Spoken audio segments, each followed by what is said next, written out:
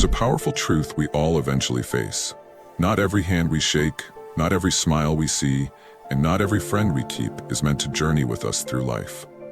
The people we allow close to us have an unparalleled influence over our thoughts, emotions, and decisions. Yet how often do we stop and truly evaluate the friendships that shape our souls? Seneca once said, "Associate with those who will make a better man of you." What happens when we cling to those who do the opposite? Today, we unveil the harsh reality, the 5 types of friends you must cut off to cultivate the life of self-control, clarity, and fortitude that Stoicism demands. Let's explore this together, step by step, as we learn to sever ties that hinder our growth and embrace the power of a disciplined and focused life. Number 1. The manipulator. Those who use you for their own gain. There is a subtle, insidious kind of friend who doesn't see you for who you truly are, but for what you can provide. Manipulators operate like silent architects, building relationships on the foundation of their selfish agendas. They may disguise their intentions with charm or acts of kindness, but beneath the surface lies exploitation. Epictetus reminds us, a man is not so much hurt by what happens as by his opinion of what happens. The manipulator thrives by distorting your perception, convincing you that their needs must come before yours. Stoicism teaches us to guard our inner fortress. A true Stoic evaluates relationships with the lens of reason, seeking clarity amidst the fog of emotions. Manipulators often use guilt, false promises, or emotional dependency to keep you tethered. By cutting ties with such individuals, we reclaim our freedom and refocus on what truly matters, our virtues and growth. To let a manipulator remain is to poison your wellspring of tranquility. As Marcus Aurelius writes, "The tranquility that comes when you stop caring what they say, or think or do, only what you do." Cutting them off is not an act of cruelty. It's an act of self-preservation and courage. Ask yourself this: does this person respect my boundaries, or do they push me into situations that betray my values? The answer may be uncomfortable, but it's necessary for your evolution. The first step to inner peace is removing those who rob you of it. Number 2. The eternal complainer, those who drain your energy with negativity. Some friendships are like dark clouds, casting shadows over every ray of light in your life. The eternal complainer is a friend who thrives on negativity, finding fault in every situation, person, or opportunity. Their words are laced with dissatisfaction, and their worldview becomes a heavy burden for anyone who dares to carry it. Marcus Aurelius warned against such influences, stating, "The soul becomes dyed with the color of its thoughts." To stay in the company of chronic negativity is to invite that darkness into your own soul. Stoicism teaches us to focus on what we can control while accepting the rest with grace. But complainers reject this wisdom entirely. They magnify problems while offering no solutions, pulling you into a spiral of frustration and helplessness. They rob you of your mental clarity, your peace, and your ability to act with rationality. It's crucial to recognize the distinction between someone seeking help in a tough moment and someone who lives perpetually in complaint. As Seneca wisely observed, it is not the man who has too little, but the man who craves more that is poor. The eternal complainer craves attention, validation, or even pity, never realizing that their lamentations do nothing to solve their problems. When you distance yourself from such individuals, you free your mind to focus on constructive thoughts, actions, and relationships. This isn't an act of abandoning a friend in need. It's an act of protecting your own well-being. Surround yourself with those who inspire resilience, not those who feed despair. Ask yourself, does this person bring light into my life, or do they drag me into their storm? In the pursuit of inner peace, you must be ruthless in choosing who gets to walk beside you. Number 3. The envious underminer. Those who secretly compete against you. Envy is a silent and corrosive force, and few things are more damaging than a friend who secretly resents your success. The envious underminer hides their jealousy behind a mask of camaraderie. They may appear supportive on the surface, but their actions often reveal a darker truth. They downplay your achievements, dismiss your goals, or subtly discourage your aspirations. As Seneca wrote, "It is the power of the mind to be unconquerable when the soul withdraws itself from external things and relies on itself." To a Stoic, the underminer is a direct threat to this self-reliance. Such individuals make you doubt your own path. They thrive on comparison, subtly planting seeds of insecurity within you to keep you from surpassing them. Their inability to celebrate your victories speaks volumes about their character. But here's the harsh reality. You cannot afford to keep people who see your growth as their loss. Stoicism teaches us to avoid the trap of external validation. Marcus Aurelius reminds us, never let the future disturb you. You will meet it, if you have to, with the same weapons of reason which today arm you against the present. The envious underminer seeks to unsettle your present by sowing doubt about your future. Their presence is a constant distraction from the disciplined pursuit of your goals.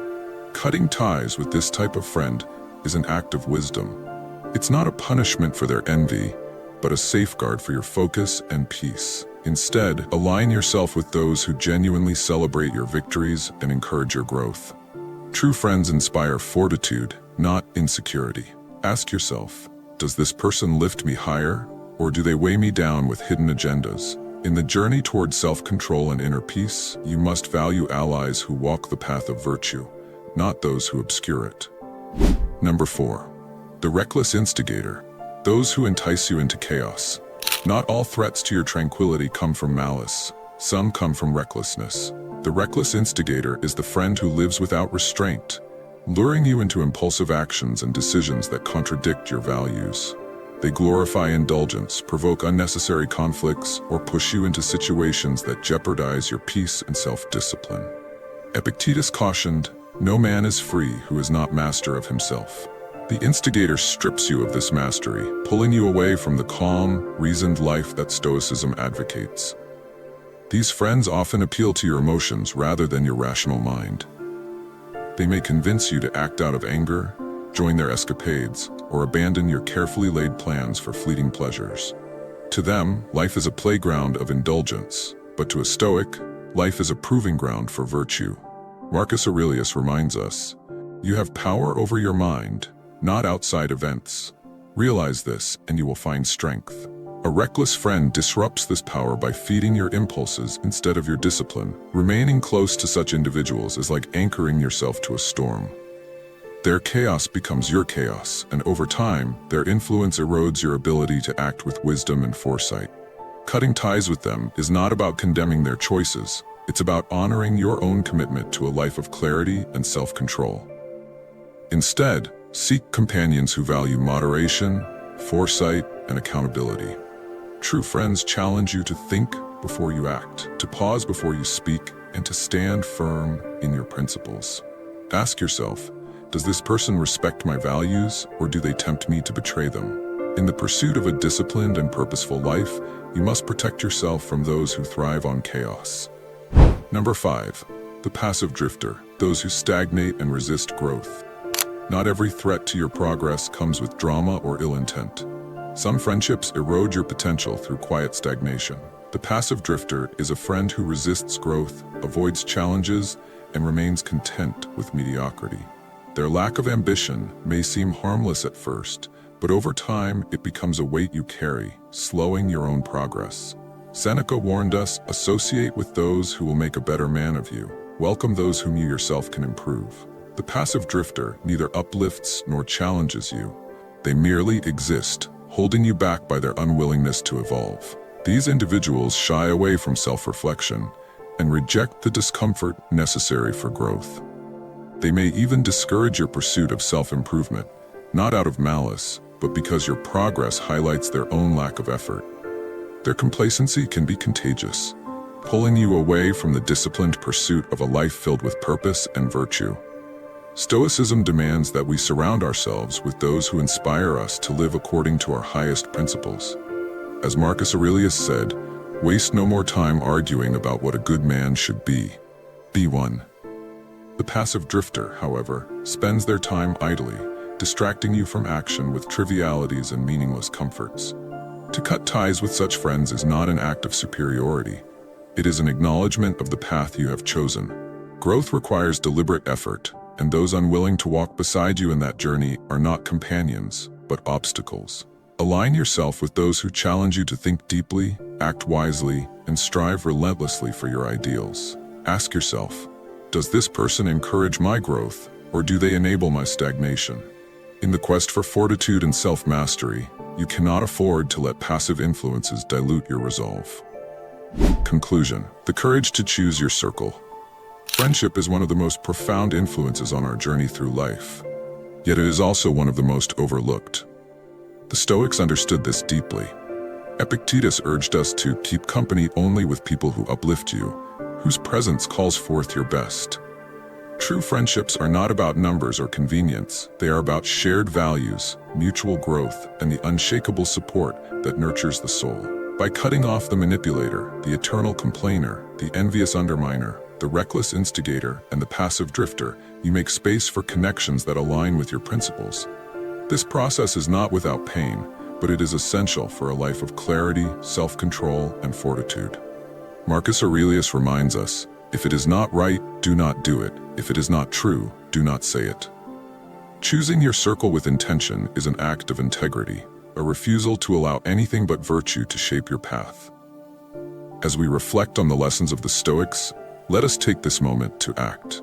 Examine your friendships with the courage of a philosopher and the clarity of reason.